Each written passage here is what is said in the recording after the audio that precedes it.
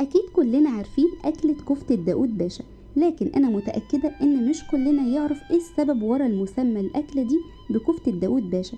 تعالوا بقى أنا لما أحكي لكم الرواية بتقول إيه. كان زمان في والي عثماني اسمه داود باشا. الوالي ده كان بيحب الأكل جدا، وفي يوم من الأيام طلب من الشيف بتاعه إنه يعمل له أكلة جديدة بس يكون من مكونها الأساسي اللحمة. وفضل الشيف ده محتار لغاية ما جات له فكرة إنه يجيب اللحمة ويفرمها بالشكل اللي انتوا هتشوفوه ده.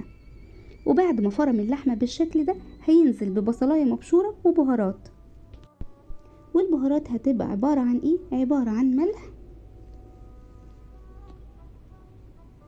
وفلفل اسود ورشة بسيطة من القرفة، والقرفة مهمة جدا في الوصفة دي. وبعد ما حط القرفة هينزل برضو برشة بسيطة من بهارات اللحمة او ال7 بهارات. وبعد كده هيبدأ يعجن اللحمة دي مع البصل كويس والبهارات لغاية ما تبدأ للحمة كده تظهر لها أنسجة بالشكل ده. وبعد كده هيبدأ يشكل اللحمة دي لكرات متساوية. وبيني وبينكم أنا ضفت معلقة صغيرة من البيكنج صودا علشان اللحمة ما تكشش، بس محدش يقول للشيف. وبعد ما شكل اللحمة كلها لكرات متساوية بالشكل ده هيجيب الطاسة ويحط فيها سمنة، وأول ما تسخن هينزل بكرات اللحمة على طول.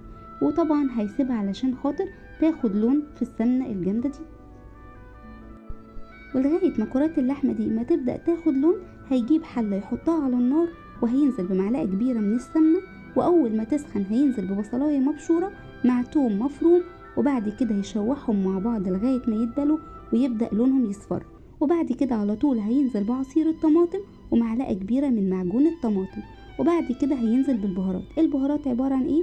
رشة سكر وملح وفلفل اسود وكزبرة ناشفة ورشة بسيطة من القرفة. ويقلب الكلام ده كله مع بعض، وبعد كده هيغطي الحلة ويسيبها على نار هادية علشان تتسبك. وتعالوا بقى نشوف هنا كرات اللحمة كانت خلاص احمرت، هيبدأ يرفعها على طول في الطبق ويرجع تاني للطماطم لقاها اتسبكت خلاص، فهينزل على طول بكرات اللحمة في التسبيكة الجامدة دي ويقلبهم مع بعض. وبعد كده هيغطي تاني الحلة ويسيبهم علشان خاطر ياخدوا غلوة مع بعض كده. واول ما اخدوا غلوة مع بعض بالشكل ده على طول جاب الشيف الطبق بتاعه اللي هيقدم فيه كرات اللحمة وبدأ يغرف كرات اللحمة. وهنا بقى جات اللحظة الحاسمة اللي هيقدم فيها الشيف الطبق الجامد ده للوالي. واول ما الوالي شاف الطبق ده انبهر جدا، وكمان اول ما داق كرات اللحمة دي انبهر اكتر واكتر، وسأل الشيف بتاعه: يا ترى يا شيف هي الأكلة دي اسمها ايه؟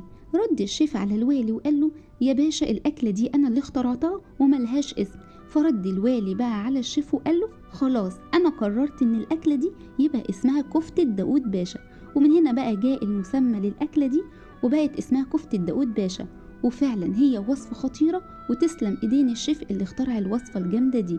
وعايزة اقول لكم انها بجد خطيرة جدا، وانها اتنقلت من دولة لدولة ومن بلد لبلد وبدأت تنتشر في كل مكان.